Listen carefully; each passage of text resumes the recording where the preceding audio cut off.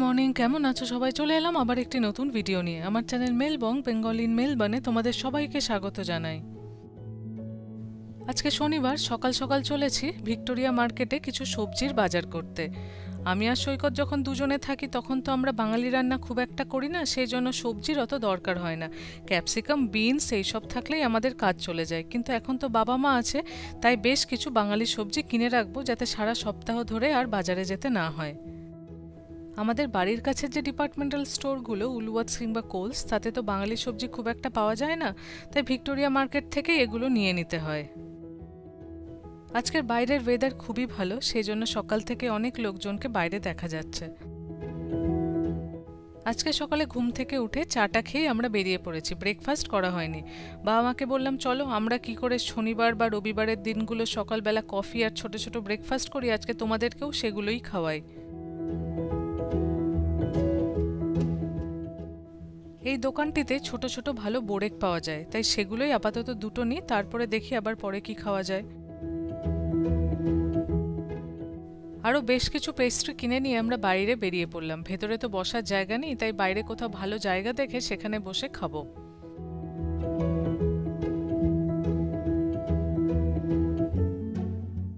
সৈকত coffee আনতে গেছে, বাবা মাকে ভিক্টোরিয়া মার্কেটের সামনে একটা জায়গায় রোদের মধ্যে বসিয়েছি। আজকে একটা নিয়েছি চকলেট কসো আর আরেকটা নিয়েছি সিনামন রোল। এই দুটোই আজকে ভাগ করে খাওয়া হবে, আবার পরের দিন যখন আসবো তখন আবার নতুন কিছু ট্রাই করা হবে।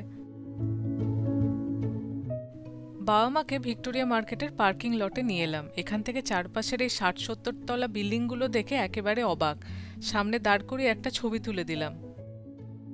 অনেকক্ষণ ধরে সামনে দাঁড়িয়ে দোকানটার দিকে তাকিয়েছিলাম। যে শোপিসগুলো আছে সেগুলো বেশ একটু অন্য রকমের দেখতে। আমরা আস্তে আস্তে সবজি বা ফল যে দিকটায় পাওয়া যায় সেই সব শেডের দিকে এগিয়ে যাচ্ছে।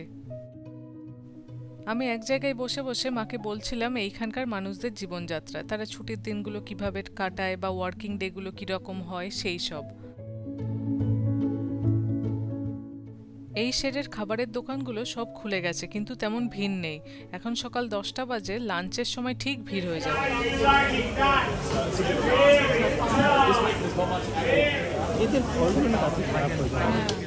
একটা টিপিক্যাল বাজারে ঢুকলে যেরকম একটা শোরগোল মনে হয়, এখানেও তার অন্যথা নেই।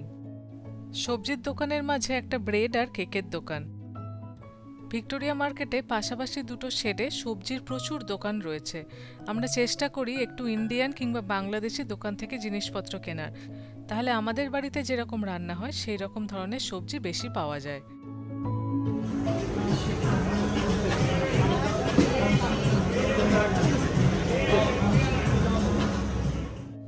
শুনতে পেলে দোকানটিতে কিরকম বলিউডের মিউজিক চলছে।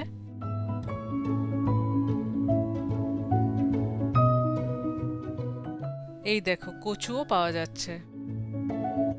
আমরা এগিয়ে যাচ্ছি একটা বাংলাদেশি দাদার দোকানে। আমরা তার দোকান থেকেই এখানে বাজার করি, সেখানে তার সাথে একটু গল্প গুজবও হয়, বেশ মজা লাগে। আমাদের মাঝে মাঝে আবার ডিসকাউন্টও দেয়। বাবা মা ঝিঙের সাইজ দেখে একেবারে অবাক, তার সাথে দাম। ঝিঙে প্রায় 450 টাকা কেজি এখানে। লাউয়েরও দাম একই রকম, 450 টাকা কেজি। চেরিগুলো দেখতে কি দুর্দান্ত না? এবার এসছি কিছুটা বিনস নিতে। বাবা আর মা বেছে বেছে ভালো ভালো বিনসগুলো নিচ্ছে। বিনসের দাম আজকে ছিল প্রায় 550 টাকা কেজি। বেগুনও নেওয়া হলো, বেগুন প্রায় 300 টাকা কেজি। আজকের বাজারে জিনিসপত্রের দাম দেখে বাবা মার চক্ষু তো চড়ক গাছ, বলে সবকিছু একদম অল্প অল্প করে নে। এবার চলে এসছি চিকেন কারি কাট নিতে। আমাদের কলকাতায় যেভাবে চিকেন বিক্রি হয় সেই টাইপের চিকেনের পিস এই দোকানটিতেই একমাত্র পাওয়া যায়। দাম প্রায় 550 টাকা কেজি। চলো এবার আস্তে আস্তে বাড়ির দিকে যাই, বাজার টাজার হয়ে গেছে। এখন প্রায় দুপুর 11:30 বাজে। আমরা অনেকক্ষণ ধরে ঘুরলাম। এই পার্কিংয়ে গিয়ে মালপত্র তুলে বাড়ি পৌঁছতে পৌঁছতে বেজে যাবে দুপুর 12টা। তারপর তো রান্না বান্না করে খাওয়া দাওয়া। দেখি বিকেলের দিকে ইচ্ছে আছে বাবা মাকে কোথাও একটা বেড়াতে নিয়ে যাওয়ার।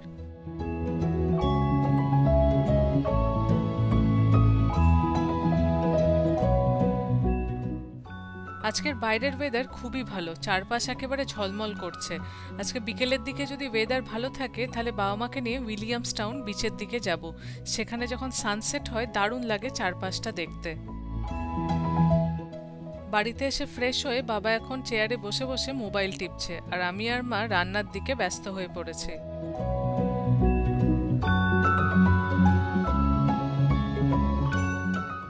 মা বানাচ্ছে সবজি দিয়ে একটা ডাল, আর আজকের চিকেনটা আমিই বানাবো, তাই এখন চিকেনের প্রিপারেশন। যেহেতু ডাল হচ্ছে তাই চিকেনটা খুব একটা ঝোল বানাবো না, একটু কষা করেই বানাবো।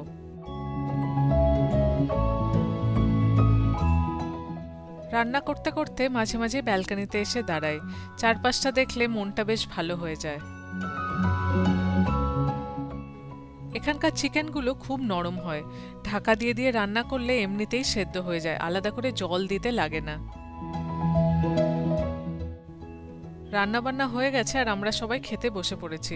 আজকের মেনু খুব সিম্পল, সবজি দিয়ে ডাল আর তার সাথে চিকেন।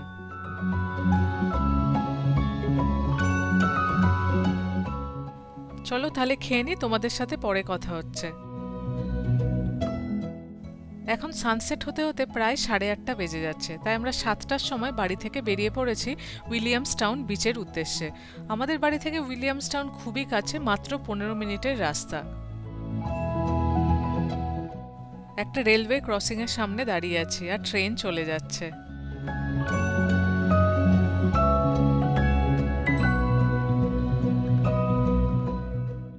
সমুদ্রের ধারে অবস্থিত উইলিয়ামসটাউন খুব সুন্দর একটা সাবার্ব। এই সাবার্বটা এত সুন্দর, চারপাশের বাড়িগুলো দারুণ সুন্দর দেখতে। অবশ্য দামও ভালো, এখানে বাড়িঘরের দাম খুবই বেশি, একটু বর্ধিষ্ণু এলাকা। সমুদ্রের ধার বরাবর সোজা রাস্তা, আর আমরা সেটা দিয়েই চলেছি। দূরে দেখো, ডান দিকে সিটির লম্বা লম্বা বিল্ডিংগুলো দেখা যাচ্ছে। আমরা পৌঁছে গেছি, নেমে উইলিয়ামসটাউনের যে পায়ের তার উপর দিয়ে হাঁটছি। পায়ের একেবারে সামনে গেলে ভিউটা দারুণ লাগে। পায়ের দুপাশে বোটগুলো পার্ক করা আছে।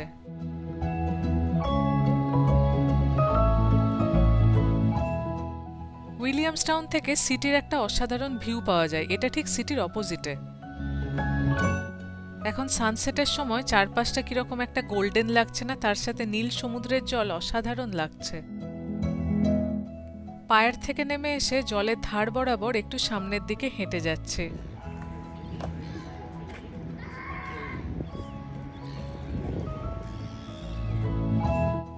এখানে সমুদ্রের ধার এত পরিষ্কার পরিচ্ছন্ন, মানুষের এত ডিসিপ্লিন দেখে বাবা মা সত্যিই খুব অভিভূত।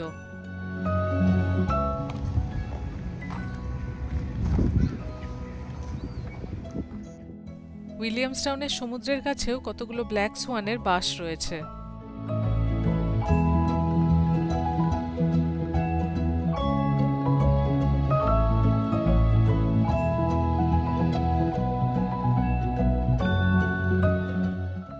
আজকে বিকেলের ওয়েদারটা এত ভালো, অনেক লোকজন এখানে এসছেন। অনেকে তো নিজেদের ডিনারটা সঙ্গে করে নিয়ে এসছেন, সমুদ্রের ধারে ঘাসের উপর বসে বসেই ডিনারটা সেরে ফেলছেন।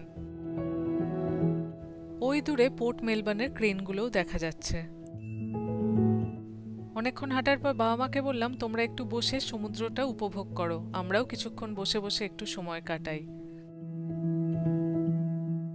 বাড়ি ফেরার পথে একটা আইসক্রিম পার্লারে ঢোকা হয়েছিল। সৈকত খাচ্ছে ফ্রোজেন ইয়োগার্ট। এটা সেলফ সার্ভ, মানে হলো তোমার ফ্রোজেন দই। তুমি যে কোনো ফ্লেভারের দই নিতে পারো। সৈকত নিয়েছে একটা চকলেট আর একটা ম্যাঙ্গো, আর এর উপর তোমার পছন্দের মতো টপিংস। আমাদের তো সবসময় পছন্দের টপিংসগুলো দোকানে পাওয়া যায় না। তুমি ধরো ম্যাঙ্গোর সাথে নাটস দিয়ে খাবে, বা তোমার চকলেটের সাথে অন্য কোনো টপিং দিয়ে খাবে। এখানে তুমি তোমার ইচ্ছে মতো টপিংগুলো যত খুশি নিয়ে নিতে পারো। এছাড়াও তুমি লিকুইড চকলেট বা লিকুইড ক্যারামেলও অ্যাড করতে পারো, আর চকলেট সস তো রয়েইছে। সব কিছু যখন তোমার নেওয়া কমপ্লিট হয়ে যাবে, তোমার মনের মতো জিনিস যখন তৈরি হয়ে যাবে, তখন একটা ওয়েট মেশিনে ব্যাপারটা রাখতে হবে এবং সেই অনুযায়ী দাম ঠিক করা হবে। আমাদের এই বোলটার ওয়েট হয়েছিল 242 গ্রাম, দাম পড়েছিল $10। আজকে ভিডিওর সাথে সাথে কিছু ছবিও তোমাদের সাথে ভাগ করে নিলাম। চলো তাহলে আজকের ভিডিওটা এখানেই শেষ করছি। আজকে পুরো দিনটা তোমাদের সাথে শেয়ার করলাম। ভিডিওটি ভালো লাগলে একটা লাইক করে দিও, আর আমার চ্যানেল যদি তোমাদের ভালো লাগছে প্লিজ সাবস্ক্রাইব করে পাশে থেকো। সবাই খুব ভালো থেকো। আজ তাহলে আসি, খুব শিগগিরই দেখা হচ্ছে পরের ভিডিওতে। টাটা।